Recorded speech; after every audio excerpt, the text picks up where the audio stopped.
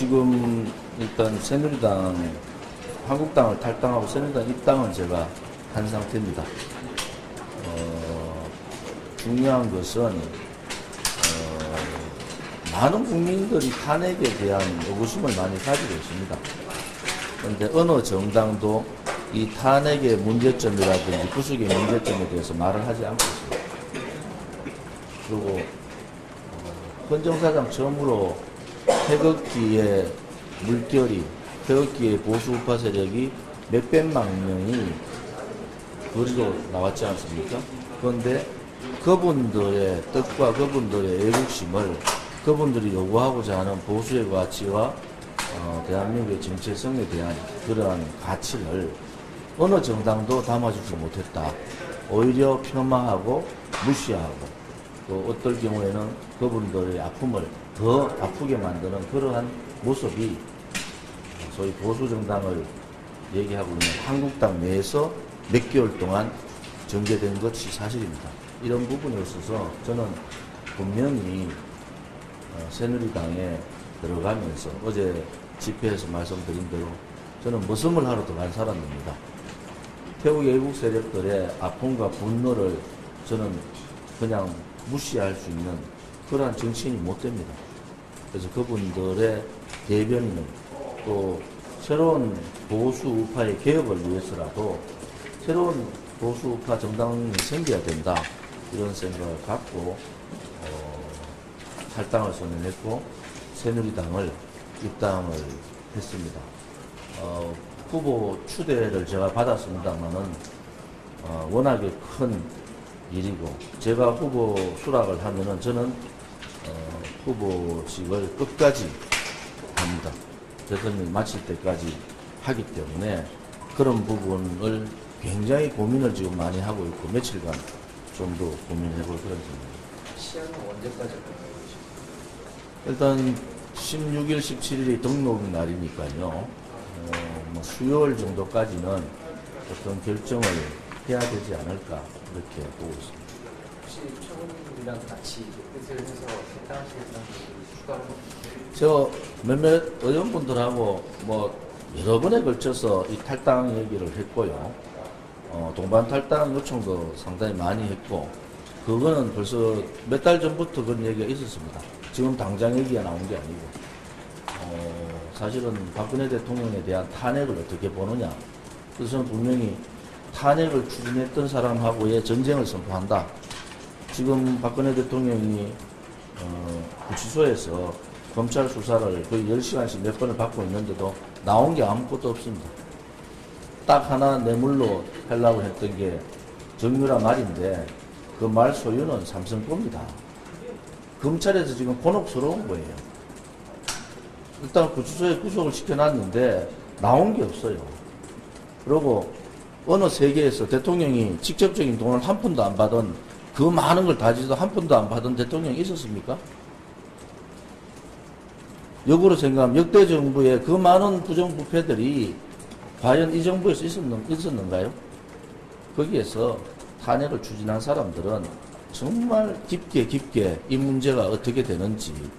또 하나는 제가 원내 지도부에 당 지도부에 최고위원으로 있을 때 김무성 전 대표한테 비상대책위원장 요청까지 했어요. 모든 정권을 다 주는 비상대책위원장을 해라. 그러면은 탄핵 소추만 막아라. 이렇게까지 했지 않습니까? 오늘 처음 얘기했죠. 그렇게까지 제가 하소연을 했는데도 안 받았지 않습니까? 그리고 그 사람들의 생각은 뭐예요? 나갈 때 새누리당이 무너지고 자기들이 새로운 정당의 주주로서 후보를 내가 대통령 하겠다는 거 아닙니까? 대통령 병에 걸려가지고 간 거예요. 그 당시에 이정현 지도부가 모든 걸 내려놓고 다 정권을 다 주겠다고 제안까지 했지 않습니까? 그 결과가 지금 뭐가 됩니까? 그때 제가 뭐라고 했습니까? 이렇게 되면은 야당한테 정권을 넘겨줄 수밖에 없다. 그래서 조기 탄핵은 안 된다. 이렇게 얘기했고, 야당한테 정권을 넘겨주면 조기 탄핵을 실시했던 사람들이 책임져야 된다. 이렇게까지 얘기한 거예요. 근데 그 사람들 그거 다 무시하고 나가버렸지 않습니까? 결국은 뭐냐? 한국당이 지금 10%대를 못 넘고 있는 이유, 바른정당의 유승민 후보가 2% 3%대에 있는 것은 보수 세력으로부터 벌써 평가를 받은 겁니다. 저는 제 상대가 유승민이나 홍준표, 유승민 후보가 아닙니다. 제 상대는 분명히 얘기하지만은 이 탄핵을 주도했던 대통령병에 걸려가지고 죄 없는 대통령을 탄핵시켜버린 문재인이 제 상대입니다. 대통령이 병에 걸린 사람 아닙니까?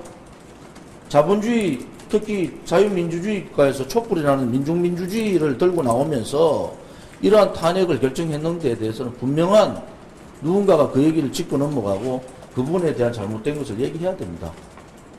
그래서 저는 제 상대는 이 한국당이나 유승민, 안철수가 아닙니다. 안철수 후보는 박지원 후보의 로봇이에요, 로봇. 그렇지 않습니까? 박지원 대표가 너 좀 강하게 해라 했더니 과음 지르고 강철수식 하는, 이거는요, 사실은 상식 밖의 얘기입니다. 안철수를 찍어주는 것은 박지원을 찍어주는 거하고 똑같은데 어떻게 그 얘기들이 보수의 사람들이 찍을 데가 없는 거예요. 그러니까 유승민은 아예 배신자는 안 되고 홍준표는 하는 짓거리가 마음에 안 들고 자기가 그 많은 90몇 명이 되는 자유한국당을 이끌면서 이 보수 세력 태극기들을 껴안아야 되는데 껴안지 못했지 않습니까?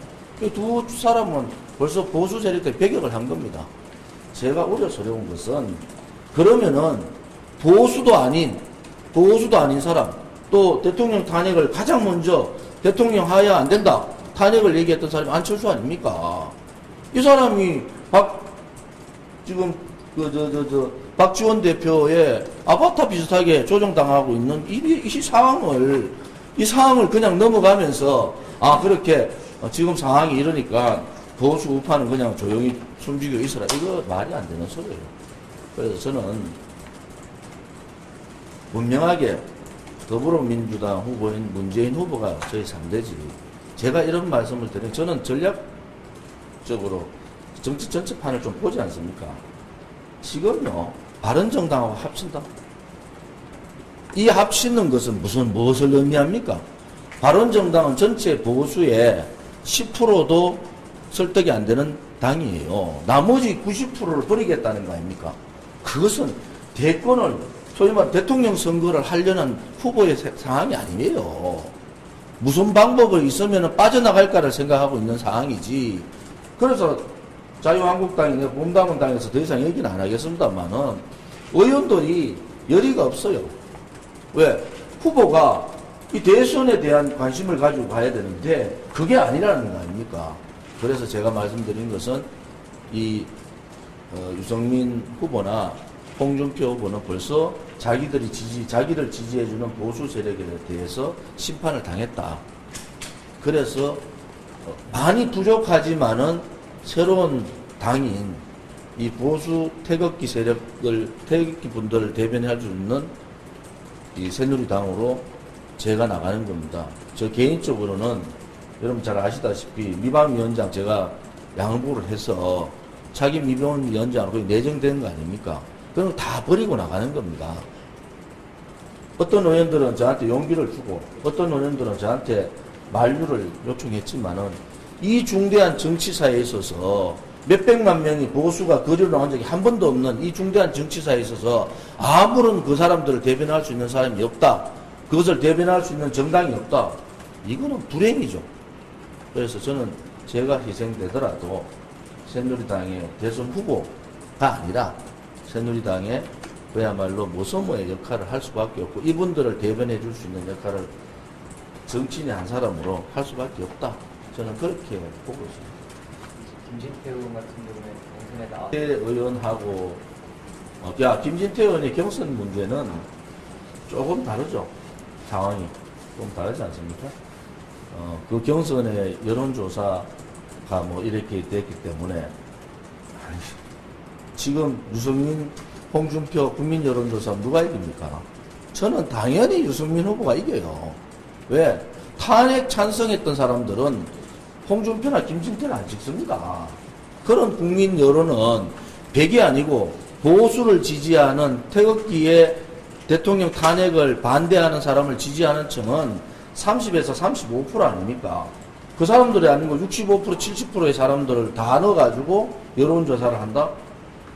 그래서 유승민 후보가 아마 국민 여론으로 홍준표 후보 보고 하자. 그러면 홍준표 후보 못 받을걸요? 못 받지 않습니까? 당당하지 못하잖아요. 후보가 될 때는 국민 여론조사를 50% 넣어서 하고, 다른 당하고 후보, 그러면 통합을 하자, 합치자, 후보 연대하자, 이렇게 얘기하면은 저는 100점 100패다. 그래서 못하는 겁니다. 그냥 그래서 자꾸 들어와라 얘기만 하는 거죠.